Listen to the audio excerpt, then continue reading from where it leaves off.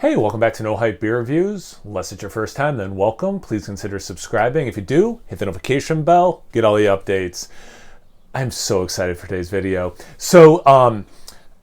I just saw this, a local beer store posted this online, and they're like, yeah, we got these in. I was like, what? I didn't know this beer existed. I'm so excited. You guys know I'm a huge comic book fan. I've watched the first two Daredevil episodes of the new season, and I'm about to go watch the third episode after I do this review. So I'm going to drink this while watching Daredevil. It's freaking awesome.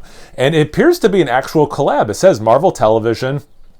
I looked on their Instagram, KCBC's Instagram, and I didn't see the word collaboration, but like they're doing a viewing party there. They're definitely hyping up the show as well, not just this beer. So it doesn't seem to be like IP theft. Like it seems to be a legit collaboration. It's called Devil You Know. It's an American IPA. I'm assuming it's like West Coast style. I feel like it would say hazy or New England if it was one of those kind of IPAs. I love this. The Beer Without Fear.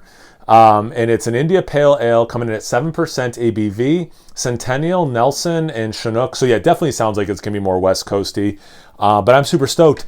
I don't know, is this proper glassware? I have a Daredevil glass, but it's Daredevil Brewing Company. So I'm like, I got to use that one. And it's kind of proper glassware? I don't know. Yeah, okay, so this definitely looks like relatively clear beer, which I'm here for. That's fine with me. Ooh. I haven't used this glass in a while. I just washed it out, but clearly not as well as I should have. Ooh, God. This is embarrassing. I apologize. What if someone from the show is watching? What if people on the Daredevil show, if Charlie Cox is watching and he's like, oh my God, I'm never going to watch this guy again. Yeah, I mean, it's a very yellow, relatively clear, it's like unfiltered kind of a look. About a finger of white head. It's barely off white. It's not quite bone white to me. Well, I guess it's bone white. Bone white from him breaking people's arms and the bones sticking out with all the blood splattering. I'm not going to do that the whole time, don't worry. Pretty tiny bubbles packed, and then they start breaking up on top. But yeah, it definitely looks like a nice West Coasty kind of style IPA. Yeah, some nice lacing. Goes away somewhat quickly. The legs are clear. It looks the part. Let's get into the aroma. Yeah, it's definitely more West Coasty. It's somewhat fruity. Actually, a decent amount of fruity, then a little bit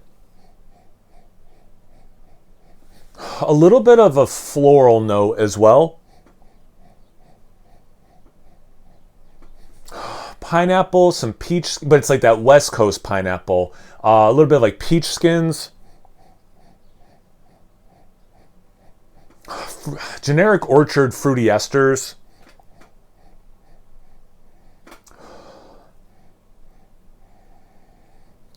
The floral goes into herbal tea a little bit for me. Not full on hibiscus, but like a little bit hibiscusy. Pineapple skin, a little bit of pineapple actual like eating the fruit.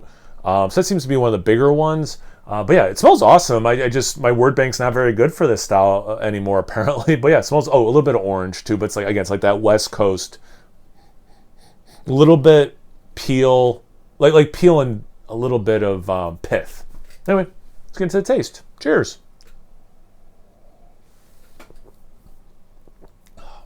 Oh, that's nice. Good level of bitterness.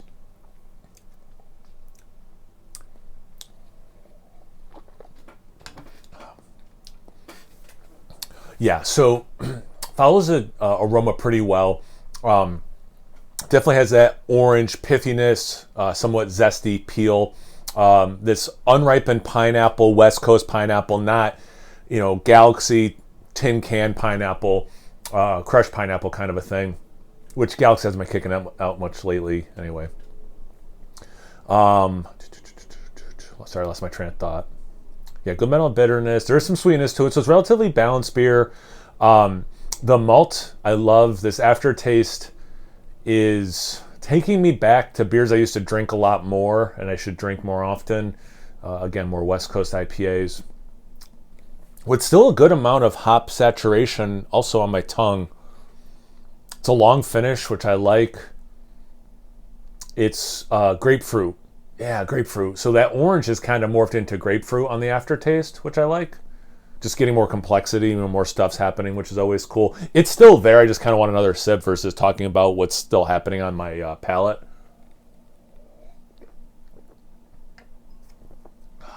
Some of that floral herbal tea stuff is kicking in now. Now that my palate's used to the, apparently I'm getting paid every time I say the word palate, is used to the bitterness, I'm getting more of the floral herbal tea thing. It's got that, here's a note I haven't used in a long time. It's got that hop hard candy thing. I've only had it a few times in my life, but it has that thing that makes it sound sweeter than it is, but like hop extract candy. It's very much this kind of a thing, but like you didn't put a ton of sugar into the candy, like a European candy versus a US candy. But yeah, this is freaking awesome. I think part of the reason, I mean, I'm definitely excited, no hype beer reviews. I'm trying not to like get hyped because it's a Daredevil beer and I'm about to go drink this while watching Daredevil. And yes, that has me super excited and stoked, and I am hyped about that. But beer wise, I think one of the reasons I'm so excited about this is this isn't even like one of those like new school West Coast IPAs that are also quite good in my opinion.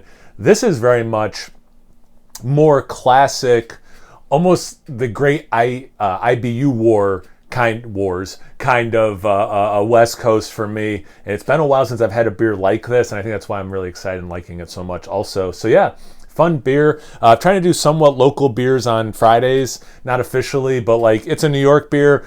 Oh, I didn't even say that. How cool is this? It's a New York City brewery. He's a New York City, if hero's the right word, he's a hero. Superhero. No, he's not super powered. Well, he's got the super. Anyway, don't nerd out. It's something I told myself before I started doing this review. I said, don't nerd out. People are going to come for the beer review. Not too many people are going to come for the comic book stuff. But what's cool about KCBC that I also want to add is a lot of their labels are like comic book illustration styled. So I thought that was really cool as well. So you got a New York City brewery for a New York City comic book character, I'll just say that. And they're kind of known for having labels that fit that part as well. So I hope this is something that Marvel keeps trying to do. Like, hey, we got this other, show or movie coming out, you want to do a beer for. I love when like Omegang and Game of Thrones, my wife and I always made sure we got bottles of those and drank them when, as we watched the episodes and stuff. It's cool. I like stuff like that. They didn't go with Budweiser or something. They went with, a New York craft brewery. So that was really rad. So anyway, have you guys had this one before? Have you had a nice West Coast or American IPA lately, whatever you want to call it? Maybe we won't talk too much about the season. I hate spoilers. So, but yeah, everything, comment section below. Let's get a conversation going. Once you're done doing that, make sure you check me out on Instagram and Untapped. It's No Hype Beer Reviews, both those places. So please like, comment, subscribe, and most importantly, imbibe. Cheers, everyone.